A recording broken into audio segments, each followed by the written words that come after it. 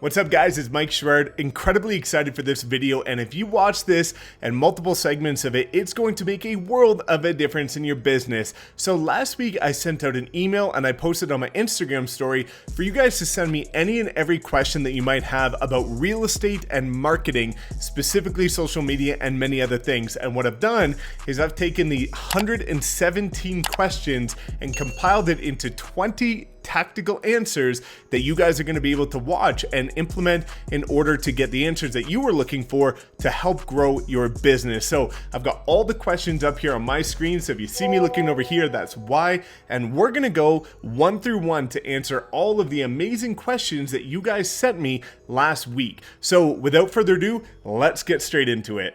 All right, so question number one from Cam Smith. I've been working on building my Instagram and was wondering what is the best way to get new followers from people that don't know you already? Videos, reels, hashtags, or paid posts. If you're looking to grow your Instagram as a real estate agent, reels right now are the best thing you can do. If you look at TikTok, reels, eventually YouTube shorts, all of these platforms right now, we're going all in on short form video.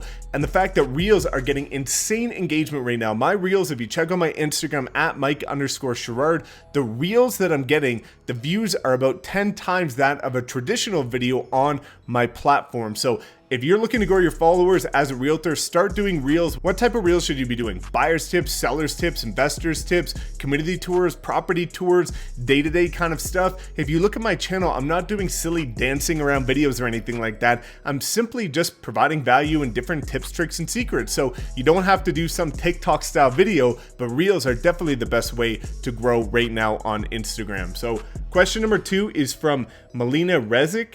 Sure, I'm basically a new agent and I've been really enjoying your content. I do have some questions regarding prospecting as a new agent. Where do I start, especially with social media? What should new agents be doing? I'm active on LinkedIn and slowly getting active on Instagram. So a couple different things. Prospecting as a new agent. I always recommend you trying both things in terms of cold calling and door knocking as a new agent. You have to try it out. You have to see what's the best fit for you because you need to put the boots on the ground and build your business somehow as a new agent, but you want to make sure you're doing the one that you hate the least. Now, in terms of social media, what I always recommend is the following. $10 a day ad on Facebook, post 2 to 3 times a week on Instagram, 2 to 3 times a week on Facebook, and 2 to 3 times a week on LinkedIn. Now make it easy on yourself. Cross promote. Use the same post for every platform and just cross promote it to make it really, really easy. But you want to make sure that you're running at least $10 a day on ads for Facebook. And then also if you're on YouTube, make sure that you're doing at least one video every week or 2 weeks because YouTube is a huge differentiator, especially if cities get shut down again, and you want to make sure that you're attracting clients on autopilot. Now, question number 3 is from Paulette Nurse. What I would like to know is what is the best ad to run to drum up some now business? The best ad to run to drum up some now business is obviously targeting buyers just because it's much easier. And I forever swear by the $10 custom list of homes ad under a certain price. So in my city, the average price point is about $472,000. So the best ads to run here are a custom list of homes under $450,000. And all you do is say something like in the call to action, attention Calgary or your city. If you want a custom list of homes under, or a custom list of the most popular homes under a certain price point, under $450,000, click the link below. It's more up to date than Realtor.com, more up to date than Zillow, and there you go. And that ad generates hundreds of leads a week for many agents that are on my team. So if you want to generate now business, custom list of homes under a certain price, and you got the trick. So question number 4, Daniel Gallia. What paid advertisings do you use for seller leads? Aside from the obvious home appraisal lead gen, telling people that if they're in need to sell. Seller leads are definitely a bit of a different nuance. So let's talk about what you can do for seller leads. There's 2 specific things that I love to do for seller leads that have worked wonders for my business. Number 1, a seller's guide. So if you write a seller's guide, usually your brokerage has one, but you want to make sure you customize it to yourself. What I did is I had a seller's guide that was not only walking through the process of how to properly sell a property for more money and less time, but it gives you a good opportunity to talk about what you do differently. So I talked and had side-by-side comparisons with the professional photos. I embedded links to my YouTube videos of nice listings. I had a step-by-step process of what I do for social media marketing to get more exposure on homes. homes. So that's the next one, is you want to make sure that you're running an ad with a downloadable PDF of a seller's guide. The next thing that you want to do is sold properties. One of the best things to do to generate sellers leads is to prove that you already sold the property for somebody else. To run an ad with a property that you sold, have a nice kind of PNG overlay with some nice graphic work on it so that it stands out, and just say for the call to action, sold. If you want to know how we got this home sold in 1 week for 99% of list price using our creative and innovative marketing strategies, click below. And what you can do is, people want to know, what are your creative and innovative marketing strategies? How did you get that home sold so fast for such high list price? And that's going to be a great way to generate sellers leads. Now, sorry if I butchered this name, Shahi Zania. My state has a ton of California residents moving here. Would you recommend marketing out of state? If so, what's the best method? And for luxury, what's the best strategies and tactics for getting a luxury listing sold? So if you're looking to target out-of-state buyers, one of the best things that you can do is on Facebook ads, you actually have a toggle when you're choosing the targeting of either selecting people that live in this area or people who recently visited this area. So what you can do is you can run ads to people that not just live in here, but run ads specifically to people who recently visited here. And that's going to be a great way to capitalize on the people that might have been traveling there to check out homes or to just check out the area before moving there. And also Google ads are very, very good for this.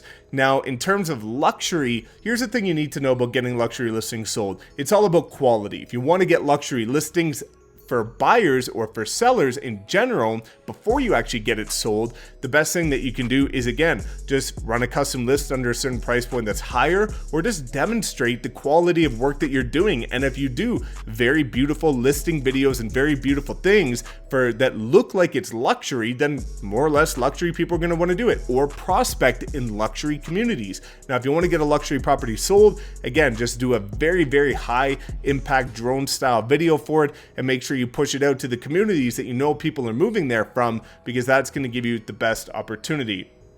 Now, Peter Coppard has a great question here. What is the best way to obtain new listings during the upcoming Christmas season? So here's a couple things that you guys can do. Number one, you want to be sending out handwritten cards to every single current, past, potential client on your database. Not just the ones you've already worked with in the past, the ones you're working with currently, and also the potential ones. So what do I mean by the potential ones? For me, when I was door knocking, I would always take note of the addresses of the ways of the people that I door knocked and had conversations with. So what I would do is, even if they didn't give me their email and name, even if they didn't give me their information to follow up for a home evaluation, I would still send them a Christmas card. And a lot of times they would be surprised that I even remembered them. So make sure you send out Christmas cards to everybody. Number two thing that you can do is make sure that you do something positive. So for me, what I like to do in certain times of the year is toy drives for kids or anything like that. So if you're going to do some sort of toy drive or turkey drive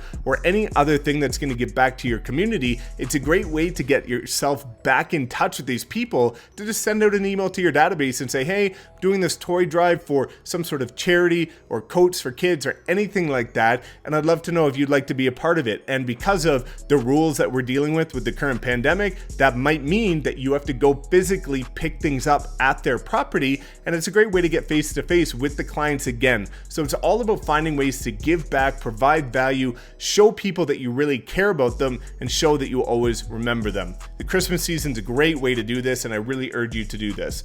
Now, number 7, Kevin White. What is your advice for finding rental clients who desire larger apartment complexes living on social media?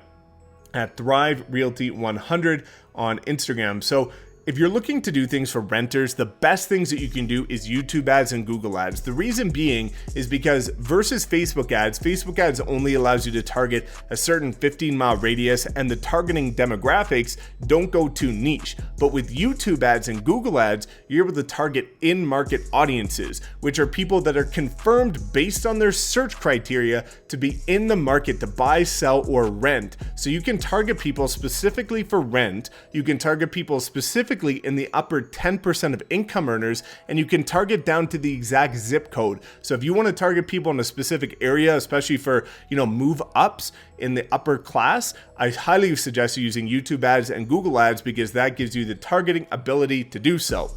Now, number next, Number 8, sorry, what the heck? Toyin. So thanks for the opportunity. I have a couple questions. Number 1, my partner and I have been thinking a lot about branding. Great. We have our personal Instagram accounts and also a joint Instagram account. For Facebook ads, we're using a joint account, but want you to advise what the best approach is. Use all 3 accounts. What I always recommend is having one account. You want to limit the chaos. And so many people have a personal Instagram, a business Instagram, a personal Facebook, a business Facebook, a couple's Facebook, a couple's Instagram, and then you're all over the map. Social media is a lot to handle as it is. For people that are trying to manage multiple accounts, it's just a complete nightmare, and most people can't even effectively manage one account. When you start doing 2 accounts, there's no way you're going to be consistent on it. So make sure that you use one account, use a couple's account if you're a couple, and go all in on that one and do everything from that one account. It's going to make a world of a difference. And then again, if you have to have other accounts, cross promote from the one single account. So that's going to be the best thing. And his second part of that question is, what do you use for video editing on YouTube? I'm basic. I use iMovie. When I send them to my team, they use Adobe Premiere Pro, and that's that. Now, Justin Monsanto has a really good question here that I think a lot of you have been probably thinking about. What is your opinion on having a real estate podcast for your local area? I've been following your Facebook, Instagram, and YouTube strategies from your course to grow my brand, and I'm starting to look into podcasting as another piece of form of long form and micro content for social media. Okay, podcasts are a great thing to do, and it's great for authority. The biggest thing that I tell people to do is that before you dive into a podcast, just make sure that you've got your other platforms streamlined. Because again, as I alluded to in the previous question and the answer, is that I see people that are posting infrequently on Instagram. They struggle to run ads. They can't put out a YouTube video, and now they want to add in podcasting on top of that. And when you get too much on your plate, you start becoming mediocre at many things instead of great at a couple things. So you want to make sure that you're not putting too much on your plate. And if you are doing a podcast, it's a great ability to, again, differentiate yourself, get in front of your local audience, highlight local businesses, bring on other people as featured guests. Don't get me wrong, I highly suggest, yes, you do a podcast for your local market, but before doing that, just have a heart-to-heart with yourself and make sure that you can actually efficiently do it. Batch your podcast, have multiple done at a time, do 4 back-to-back so you've got your entire month's worth done ahead of time, but just don't take on more than you can chew, because again, it's going to be chaotic and it's going to be confusing and it's going to actually be counterproductive instead of actually helping your business. Number 10, Donetta Adams, which social media platforms generates the most business? This is a really interesting one because for me, it's been a transition. So in 2018, the majority of my business came from Facebook ads, paid ads on Facebook, where it was a pay to play, and I was running my custom list of homes ads, sold ads, buyer's guides, seller's guides, and I was doing very well. But then again, as my brand on Instagram started picking up momentum in 2019, the majority of my business in 2019 actually came from Instagram. Now, fast forward to 2020, because my YouTube channel has actually been picking up more momentum, and I went from 2 to 20,000 subscribers thanks to all of you incredible individuals that support me, and I thank you so much. Is YouTube. This year in YouTube has been the best for me in 2020. So for me, it's a graduation of whatever you're putting more effort into. So for me, if you're starting out, I highly recommend Facebook as the number 1 option.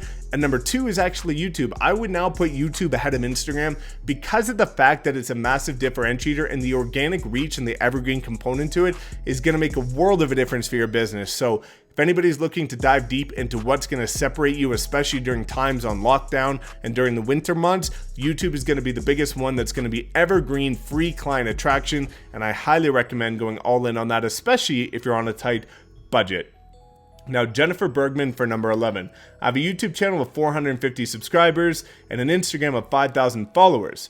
Do you think as a new real estate agent, I should start a new Instagram account? What about YouTube, or continue to grow off what I already have? So I usually say to grow off what you already have on Instagram. That's just because, again, if you've got a fan base, they usually like you for you. And as a realtor, they're also going to like you for you. So if you're doing real estate properly on Instagram and not turning that Instagram account into a homes and land magazine like many do, then you're still going to have a lot of personal content on there that a lot of people are still going to enjoy. So keep that Instagram account. Now on YouTube, starting a new channel is very important because again, if you've got a YouTube channel, you see here that it's mostly runners because she's a professional runner. If you have running videos and then you start posting real estate videos, that is far too different, and there's too much contrast there on YouTube because people are searching YouTube for not so much personal brands, they're searching for value-added content. So if you do have running content on your YouTube channel, I highly recommend you actually start a new channel specifically for real estate. Now, question number 12, Ashley, this is gonna make you guys laugh. Number 1, do you still sell real estate? In brackets, just curious. And number 2, is there general best time day of week to post on YouTube and Instagram?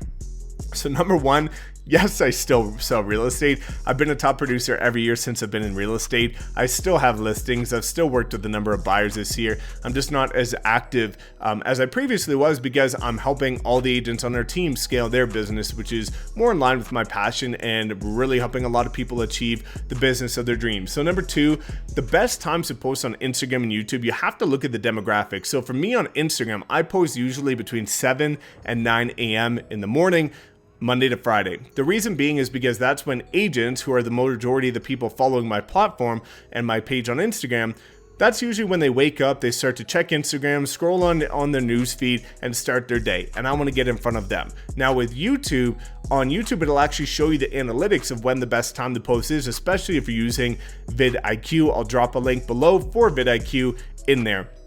Now, typically, again, because my content is tailored towards other agents, I usually post at about 6 a.m.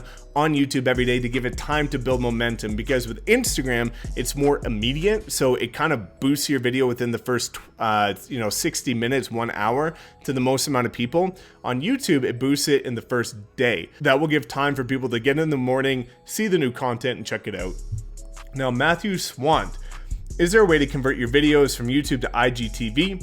Really good question. I honestly just toss it up there and cross promote it. You don't have to be too complicated with this. You obviously on IGTV, you want it to be on vertical, not horizontal, but it'll still show up if it's on horizontal. So don't worry about that. If you want to repurpose it, my team does that for people. But again, if you don't have the capacity or the budget to outsource this, just toss it up there and don't get too concerned.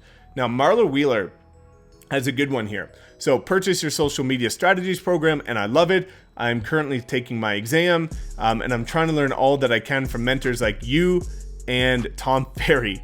Do you have any suggestions for somebody like myself that hasn't received your license yet, but things that I could do to create a solid business plan prior one day? Basically, where should I begin? Great thing to do. So as a new agent, what you want to be doing is you want to make sure that you write down any and every idea. When I got started as a brand new agent, I mapped out all of the ideas that I had on a Word document. It was like 32 pages. I took links from all my favorite YouTube videos that had real estate content in it, put it in there. I took all the articles that were doing things that I wanted to do in real estate, whether it be prospecting, whether it be scripts, marketing ideas, branding ideas, and I put it into this document. What you want to do is you want to do the next couple things. Number 1, write out all of your ideas for your brand, your content, your marketing, and your strategies for attracting clients. Number 2, you then want to build out a plan around that. So if you say, I want to use Instagram, how many times a day, or how many times a week rather, are you going to be posting on Instagram? How many times per week are you going to be posting on YouTube? Now you have to go a step further. Part number 3 is you want to make sure you actually develop the skills to execute on what you're planning to do. So what I mean by that is that, let's say that you're on YouTube and you say, well, I want to put out a video a week on YouTube. Well, have you developed the skill to actually record one video a week on YouTube? Are you good on camera? Are you good at delivering a message? Do you need to practice with your scripts? Do you need to practice them, hone in your skills? So identify what you want to do, map out what you're going to do, and then after that, you want to make sure that you actually develop the skills to execute on that as a brand new agent. So as a new agent, it's all about productive, proactive planning, and that's going to give you the ability to get ahead of the curve and make sure that when you hit the ground running, you can go full tilt and you're not trying to develop the skills that you could have otherwise learned beforehand. So that's a very important thing, is honing your skills, your communication, your delivery, your confidence, understanding what's going to make you different. Because here's the thing that I want you to understand for new agents. If you as a new agent cannot answer the question, why should I work with you versus the number one agent in your city, you need to be able to do that, because you're going to go up against other agents in the listing presentation, and you need to have the confidence to be able to answer tough questions like that. Now, Alexi Schumacher. This is awesome. My question is, as a new agent, I find myself overwhelmed with everything to learn. What do you recommend is the most beneficial thing to focus on when it comes to understanding your market for knowledge for your clients? What tips and resources have helped you when you got started? Okay, this is a great one. So for any new agent, there's a couple things to know. Number one, be a student of the game. You have to be able to answer different questions about market stats. So for what I did is 1 hour a day, every single day, I started looking on the local real estate board stats to look at how is detached doing, how is attached doing, how is apartments doing, what's kind of going up in terms of inventory, sales, new listings, just sold, different things like that, and understanding in the areas that I wanted to be active in, how is the market doing. All these stats are available online. And then what I would do, because I was prospecting and door knocking, is I would go so far as to say, okay, I'm going to door knock in this community. Once a day, I'm going to search for what properties have recently sold and were recently listed in those communities. And what that gave me an opportunity to do is study and see which properties are selling quickly. Why aren't some properties selling quickly? What's being listed? What can I leverage as an agent to go prospect and door knock in these areas or run Facebook ads to, so that I can get some listings too? Because you're always going to be able to identify patterns. So number one, study the publicly available real estate board stats. Number two, start checking out the MLS details. Number three, what you want to do in terms of understanding beneficial tools and knowledge is start to be a student of the game, like you're doing. And if you're in my social media program, that's great, but start to hone skills. Check out my free videos about understanding how to run Facebook ads, identify what you're going to be doing to post on every platform, and develop the skills to properly optimize your YouTube videos and the like, and set up your Instagram profile, set up your Google My Business, set up all your pages so that you're ready as a brand new agent. So start really diving deep and spend an hour a day studying the stats so that you can answer questions with confidence when anybody has one for you. Mark and Whistle. How do I start from scratch with very little capital? Facebook page is KW Editor Banks, Mark and Whistle. Okay, thanks, Mark. So on Facebook, what I recommend you do, or to start from scratch with very little capital, very easy. YouTube is free. Start posting videos on YouTube. I've got videos on my channel showing you the exact videos you can post that are proven to attract clients in every province and state and country. Number two, setting up and posting on Instagram is free. Number three, also prospecting is free. Door knocking, networking is free. LinkedIn is free. You do not have to have any budget to get started. YouTube's going to be a great way to freely attract clients at scale. Posting on Instagram is going to be a great way for you to connect and collaborate with other local individuals and build your top of mind brand awareness. LinkedIn is going to be a great way to connect with potentially strategic professional business partners so that you can potentially get referrals from them. And again, posting on all these platforms is free, but you have to be consistent. So if you have no budget and you're looking what to do, start to post on every single platform and be very active on there so that you can start to build a bit of a brand for free and start to attract clients. Now we're almost done, guys. Grace Grace Chan from Toronto. What does your typical week look like? How do you time block your day? And what are your must-dos, work and non-related? So if you guys saw my schedule, you'd be pretty mind blown. And I'll see if I can pull up my schedule from today. So this will give you an example of every single day that I have. You can see here that I don't know if this will show it to you guys, but I've got about 12 hours of Zoom calls every single day. In the morning, I wake up at 4 a.m. I go to the gym at 5 a.m. I'm ready to work by 7 a.m. And from 7 a.m. to 7 p.m., I have Zoom calls basically all day, every day with agents that are looking to join my team or agents that are on my team that need some support or some help or guidance. And then in the evening, my day literally starts at 7 p.m. where I can work on my own stuff because I've got my own projects behind the scenes. So I don't really do non-work related stuff aside from spending time with my girlfriend. Otherwise, I punch in at 4 a.m. I punch out at about 11 p.m. every day, and it never ends. So probably not the answer you want to hear, but it's why we're making progress, I hope. So number 18, the third last question, Eric Merlin. What is your biggest hurdle when starting your YouTube channel? The biggest hurdle when starting your YouTube channel is just building up and mustering the confidence to be open to the fact that you're going to receive criticism. Everybody's going to receive criticism, because here's the thing. When you're active on a platform that is so vulnerable like YouTube, you're opening yourself up for free conversation, and there's going to be a lot of people that are jealous that they can't do what you're doing and they want to be doing it, and they simply have nothing else to do but to hate. So you are going to get that, but basically if anybody hates, that's basically somebody simply raising their hand, saying and admitting that they can't do what you do. So don't be afraid of it. At the end of the day, you're going to receive 99% positive feedback, and the 1% doesn't matter anyway. It's just validating you that you're doing a good job. So get started on that, and don't use it as a hurdle. Second last question, Larissa Nguyen.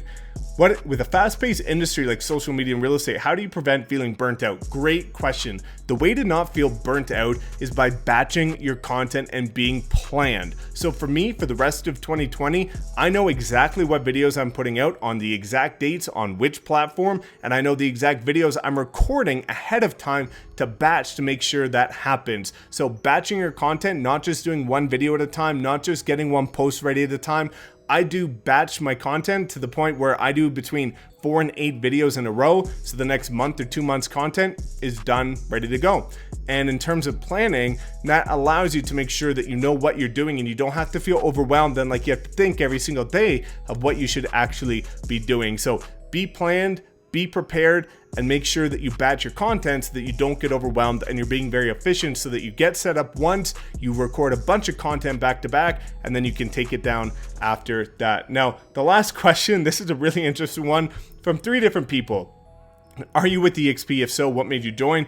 Do you prefer EXP over Redline, your last brokerage? And why do you think EXP is the best brokerage to affiliate with? So yes, I prefer EXP over Redline. I'm still best friends with Darren. He's one of my best friends. He's the CEO of my past brokerage, and we still meet up frequently. We talk almost every day. Redline's an incredible brokerage, but again, looking at EXP, it's the only brokerage that allows you to create wealth as an agent. You get 3 income streams. You get better training, better tools, better resources, global opportunity to scale. You can collaborate with agents from any market, not just to your own.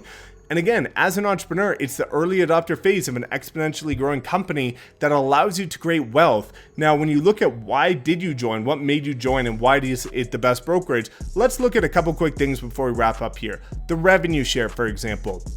If you pass away at any other brokerage, that you leave your family with whatever you've got on that one moment in time. At EXP, your family can inherit your revenue share. If you exit the business at any other brokerage, that day your income goes to 0. If you work 20 years, 10 years, working your butt off for 10 years, and you decide to retire tomorrow, your broker is going to give you a handshake, a thank you for making them a ton of money, and away you go. And you get $0 for retirement. At EXP, if you work your butt off for 10 years and you're making 10, 20, 30, 40, 50K a month in revenue share, your broker says, thank you, by the way, because if you hold an active license, you retain your revenue share. Just hold an active license during retirement and you'll continue to make 10, 20, 30, 40, 50K a month during retirement. Like, there's no other brokerage that gives you the opportunity to get what you get at EXP, especially with the Icon program, with the fact that instead of getting a trophy with my name on it that says top producer Mike Sherrard, I get my $16,000 cap back in company stock, which by the way went up almost 500% this year. Pretty unbelievable to see what this brokerage is doing for people. And now that it's going global and going into India, Portugal, Mexico, France, South Africa, and many others, this is just the beginning. So for the agents that are here at EXP, they will tell you that it's life-changing. And for the ones that are turning a blind eye to it because they talked to somebody that didn't know the model properly or didn't explain any of the value, I can tell you for certain that in a few years, if you don't open your mind to this, you will regret it, because this is the biggest opportunity to build wealth as an agent. So hopefully that answers all your questions, guys. Thanks so much for submitting them. As always, I really appreciate it when you interact with me, and I'm here to support you every step of the way. So please make sure you guys like, comment, subscribe, and we will see you in the next video.